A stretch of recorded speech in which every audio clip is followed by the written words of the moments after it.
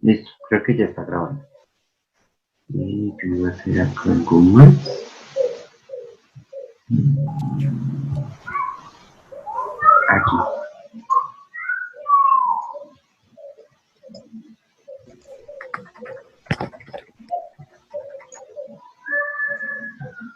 Listo, ya van llegando. Entonces, 2 minutos mientras llega todo. ¿Quién fue el que empezó con la idea de empezar con la democracia? Propiamente, esta idea de democracia se venía aplicando desde la antigua Grecia. ¿Sí? La antigua Atenas era una polis democrática, ¿sí? Una ciudad democrática. Y las decisiones se tomaban por democracia. Entonces, realmente el quién no sabría decir, pero sí sé que eso es tan viejo como la civilización grecolatina. La cosa es que llega un momento de la historia, Atenas, según Platón, Platón dice que Atenas muere, o sea, la ciudad de Atenas decae por culpa de la democracia. Yo entendería porque, o sea, estoy un poquito de acuerdo con él. Pero gracias a eso, la sociedad entera coge y dice, no, es imposible mantener la democracia y por lo tanto tenemos que buscar otras formas de poder. Y así, poquito a poquito, con el paso del tiempo, se elige la monarquía absoluta.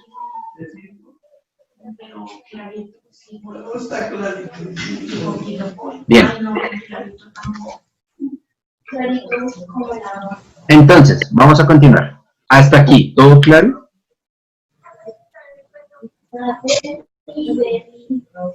¿Sí se está entendiendo hasta este momento? Sí, señor. Ok. Entonces, el derecho a ejercer el poder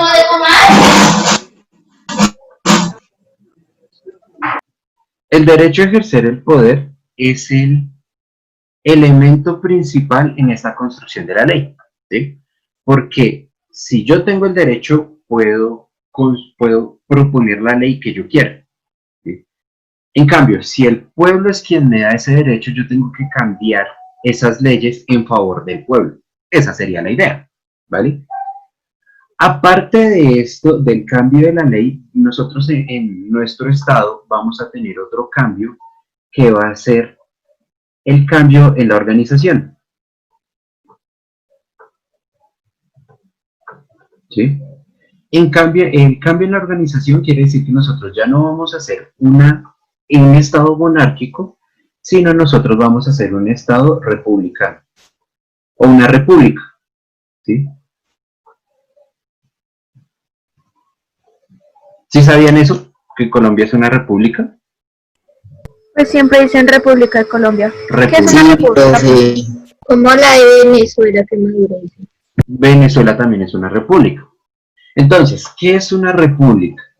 Una república es algo que entonces, como aquí éramos autoritario imperial, ahora vamos a ser república y aparte democrática. Entonces, cuando nosotros decimos que somos una república, quiere decir que cada uno de los momentos del poder van a estar separados. Entonces, el momento judicial, el momento ejecutivo y legislativo van a ser 3 ramas diferentes del poder. ¿Sí? Eso es una república. ¿Por qué? Porque antes el poder estaba influenciado o ostentado solamente por una persona, el rey, ¿sí? Y el rey hacía con el poder lo que quisiera, ¿vale? En la república lo que se va a hacer es una partición en 3 de los poderes. Entonces va a ser el poder judicial, el poder ejecutivo, el poder legislativo. Aquí en el poder ejecutivo es que nosotros vamos a encontrar a el presidente, ¿sí? El presidente es solamente jefe en el poder ejecutivo. Él no puede meter, no debería meter sus manos ni en la parte judicial ni en la parte legislativa, ¿sí? En la parte judicial, a quien nosotros vamos a tener es al... Ay, ¿cómo es que se llama este man del copete? Ese es el fiscal general de la nación, ¿sí? Entonces en la parte judicial vamos a tener la fiscalía, que se supone que es el máximo ente regente de la parte judicial, de llevar a cabo los juicios hacia las personas que cometen algún tipo de delito contra el Estado, o en general en el Estado, ¿sí? Y tercero, el poder legislativo. Acá nosotros lo vamos a tener representado entre la Cámara y el Senado. ¿Oye? ¿Qué pasó? Senado. Ya. ¿Sí me escuchan bien? ¿Todos? Sí, señor. ¿Sí se entiende esto? ¿Aló? Profe, o sea que, digamos, la fiscalía es soberana en la parte judicial. Exactamente. La Fiscalía es soberana en la parte judicial, la Cámara y el Senado son soberanos en la parte legislativa. Y el presidente es soberano en la parte ejecutiva. Esta parte, Cámara y Senado, en algunos otros países se llama el Parlamento. Principalmente en los países europeos. No sé si acá en América Latina tengamos algún país con Parlamento. Creo que Argentina, si no estoy mal. Pero en general, aquí en América son Cámara y Senado. En América Latina, Cámara y Senado. ¿Vale? Entonces, esto ya de entrada nos muestra una organización del Estado moderno que va a ser muy diferente al Estado medieval, en cuanto a su ley, en cuanto a su organización y en cuanto a, bueno, quién ejerce el poder o quién ejerce la soberanía, ¿vale? Acá hay una cosa muy importante y es este nuevo concepto que va a surgir, el concepto de pueblo, ¿sí? ¿Por qué? Porque pueblo, como populus, como la raíz latina, ha existido siempre. Pero en el Estado moderno, en la nación, nosotros como pueblo tenemos un nombre diferente. ¿Alguien sabe cuál es?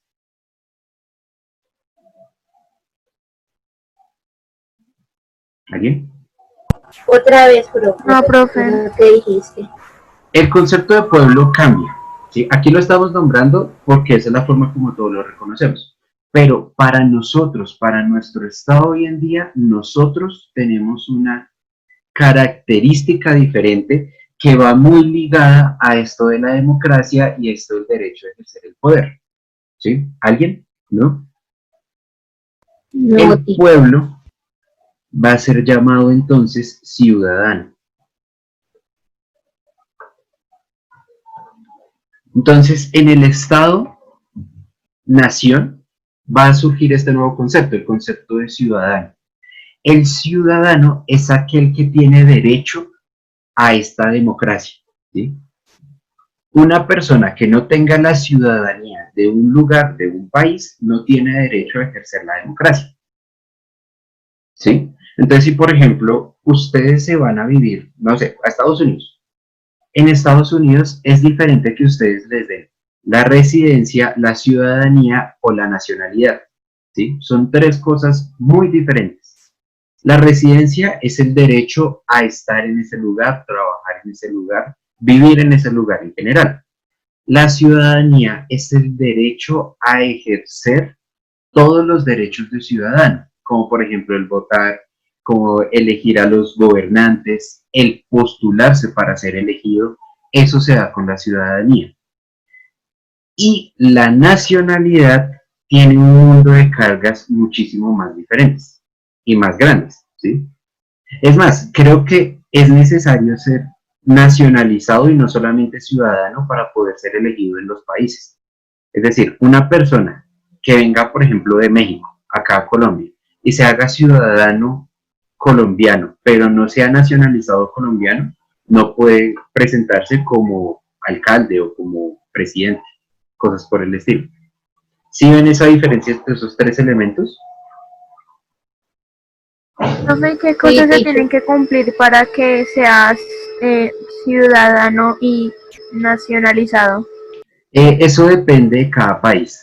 Eso varía mucho de cada país. En Estados Unidos, por ejemplo, para tener la ciudadanía se hace como una especie de prueba, una cosa así, un examen, en donde tú tienes que demostrar que conoces la historia de Estados Unidos, de que conoces, bueno, un mundo de cosas de Estados Unidos.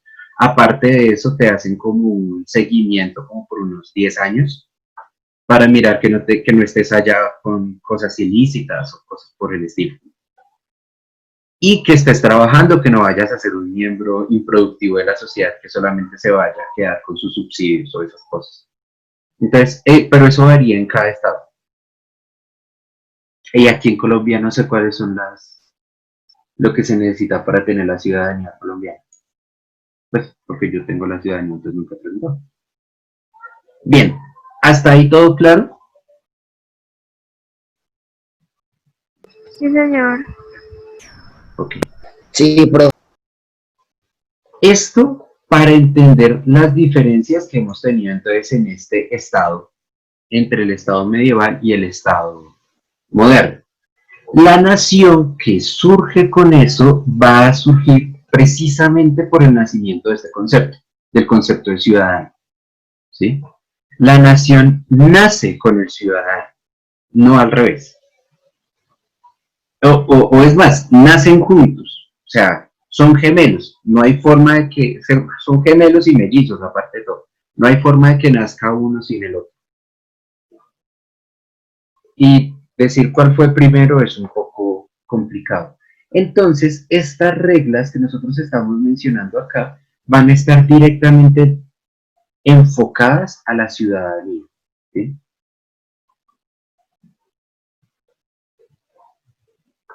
Al ciudadano. Entonces, anteriormente, yo para ser parte de un Estado, en la modernidad, en la época medieval, lo único que necesitaba era estar viviendo en ese lugar. ¿Sí? Yo era miembro del Estado francés solamente porque vivía en Francia, y punto. Yo podía haber nacido en Gales, en Suiza, Suecia, Holanda, pero si estoy viviendo en Francia, yo soy miembro del Estado francés, ¿sí? Y me toca pagarle impuesto al Estado francés. Acá la cosa va a ser un poco muy diferente, ¿sí? ¿Por qué?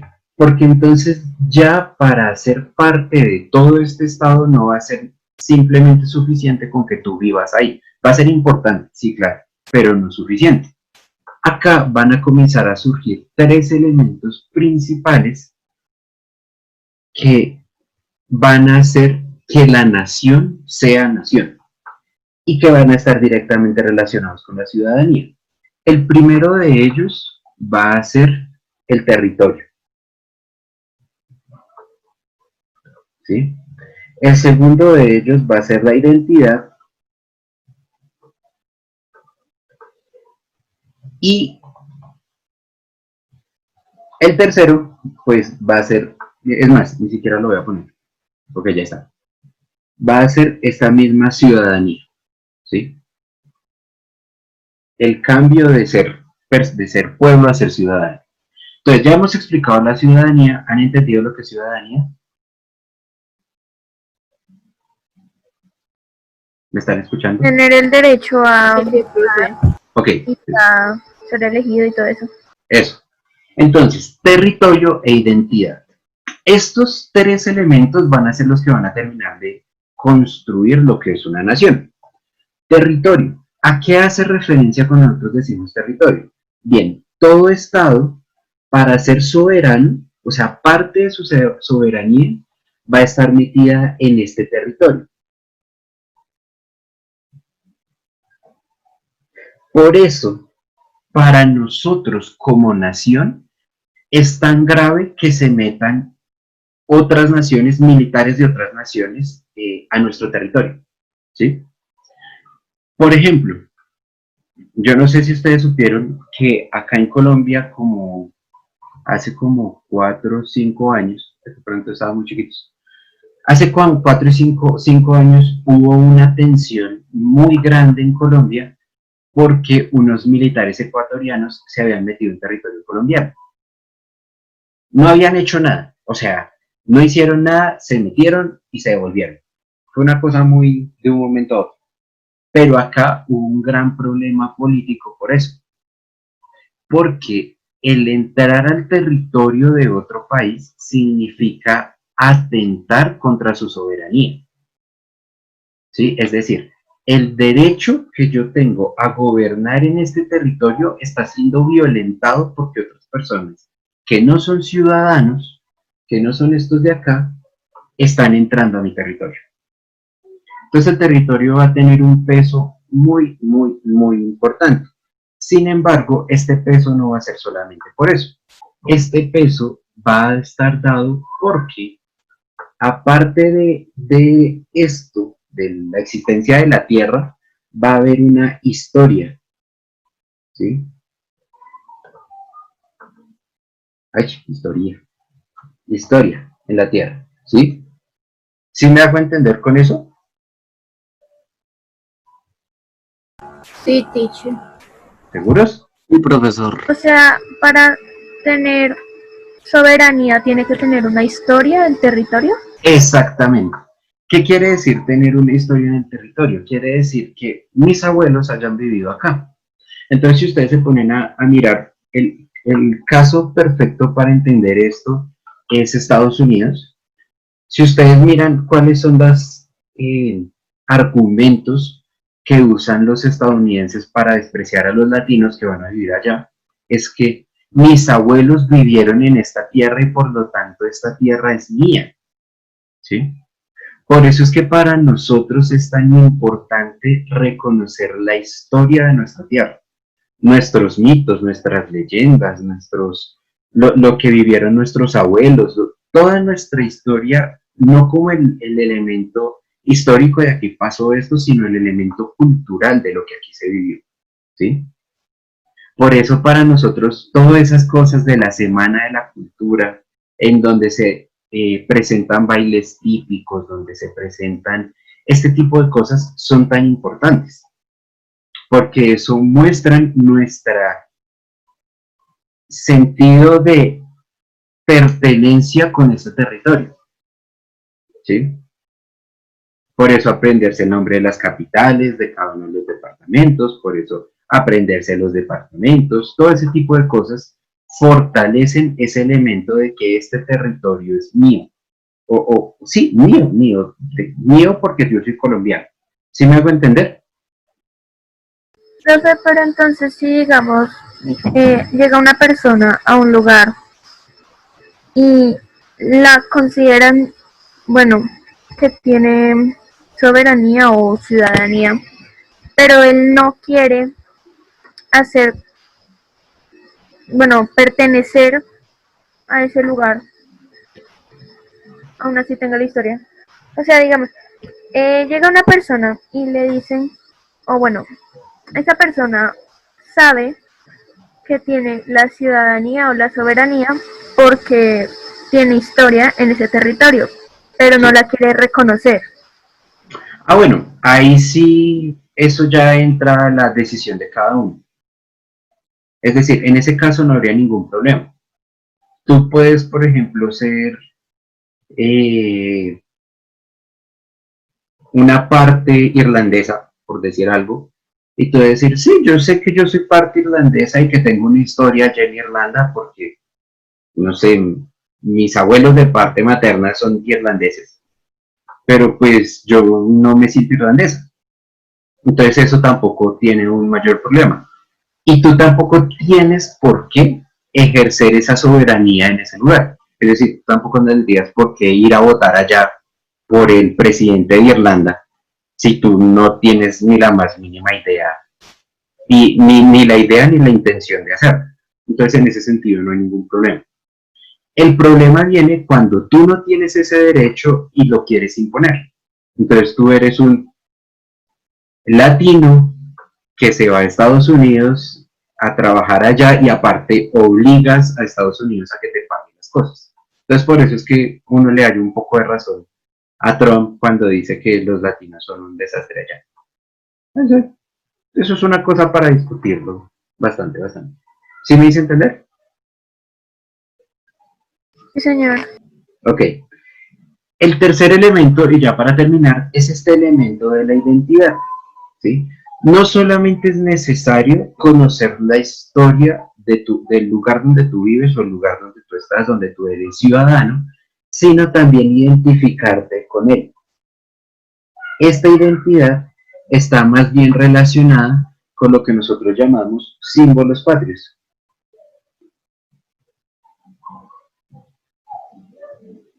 ¿Sí?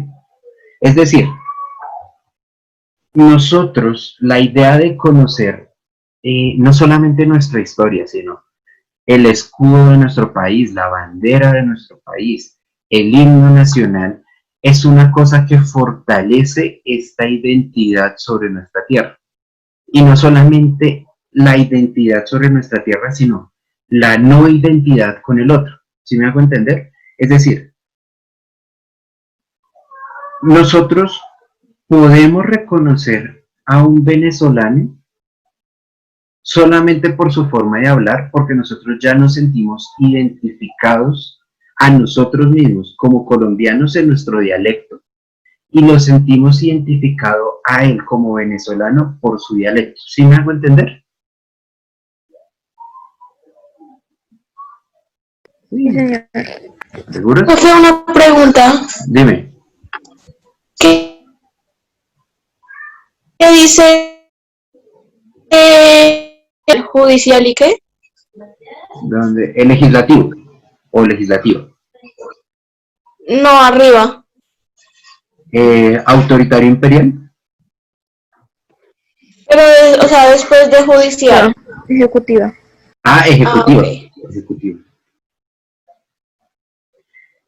Listo.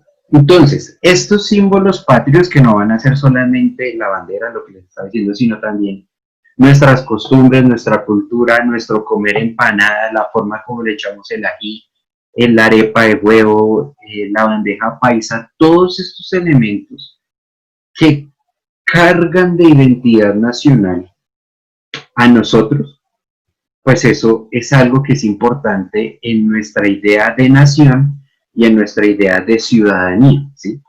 Por ejemplo, muchas personas dicen, yo no me siento identificado con la bandera de Colombia o el himno nacional, ¿sí? Y están en todo su derecho a hacerlo, porque pues no tienen por qué. Pero estoy seguro que si ustedes les preguntan un plato típico de Colombia, se van a saber varios, ¿sí? Es más, estoy seguro que si yo les digo, les propongo que hagamos una bandeja paisa en vez de frijoles, garbanzos, ustedes van a decir, uy, no, profe, eso no solamente, eso es como grosero. Uno dice, no, la bandeja paisa es con frijol, ¿sí? Y paila, no hay de otra.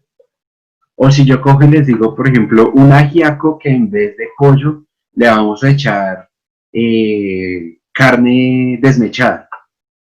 En serio, uno hasta siente como ¿no? un poco de, no, eso no es así.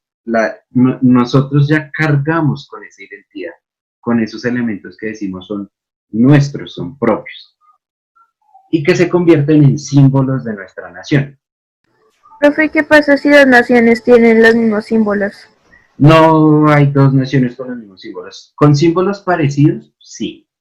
Por ejemplo, nosotros con Venezuela compartimos cosas como, por ejemplo, la bandera. Si ustedes se dan cuenta, la única diferencia entre nosotros es que la bandera de Venezuela tiene las estrellitas ahí. ¿Sí?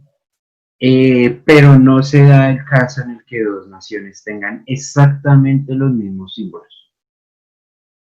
Siempre va a haber algo que los diferencie. El himno nacional, la bandera, alguna comida, alguna historia, algún mito, alguna leyenda, ese tipo de cosas. Pero no se da. Tú puedes buscar y no vas a encontrar ninguna nación que tenga, o bueno, dos naciones que tengan los mismos símbolos. En dado caso de que los tuvieran, se vuelven una. Porque tú cómo las diferencias. O sea, si tú pones y te buscas y dices, no, es que Colombia y Venezuela tienen exactamente lo mismo, los mismos platos, la misma gastronomía, los mismos símbolos patrios, los mismos. Entonces, ¿cuál es la diferencia entre Colombia y Venezuela? No la hay. O no la hay, comillas, comillas. ¿Sí me hago entender? Y si, digamos, recién independizados, o no sé si se dice así, sí, digamos, pues cuando se separó toda la Gran Colombia y todo eso, los otros países, ¿de dónde sacaron sus símbolos patrios si no tenían una historia diferente a la del país del que se independizaron? Generalmente esos símbolos patrios están construidos en las ideas del territorio como tal, en la historia del territorio. ¿Sí? Es diferente tú hablar acá en Colombia en el himno nacional de la batalla de Boyacá a hablar en Venezuela de otro tipo de batallas que se dieron en su territorio. ¿Sí? Porque pues obviamente ellos no vivieron la batalla de Boyacá, entonces ellos no la van a relatar. Ellos van a relatar la batalla, no sé, de Maracaibo, o van a relatar que en su tierra nació el Libertador, o ese tipo de cosas, ¿sí? Lo mismo sucede, por ejemplo, con los mares. Nosotros, por nuestro territorio, nos identificamos con dos mares, que son el mar Atlántico y el mar Pacífico. Pero Venezuela no, porque Venezuela solamente tiene salida hacia el mar Atlántico. Entonces, ese tipo de cosas de territorio, de una u otra manera, hacen que los símbolos patrios difieran el uno al otro. ¿Sí? ¿Sí o no? ¿Sí Sí, suena señor. complicado? Bien, ¿alguna otra duda, chicos?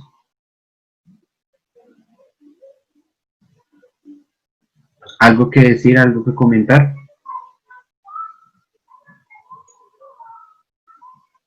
No, profe. ¿No? ¿Seguros? Profe, entonces uno podría decir que, digamos, cualquier lugar puede ser una nación, pero no puede ser un estado. Sí, sí, podríamos hacer ese ejercicio. Decir, cualquier lugar podría llegar a ser una nación, pero no un estado. Incluso, si te das cuenta, hay muchos territorios a nivel mundial que quieren ser nación, pero no los dejan.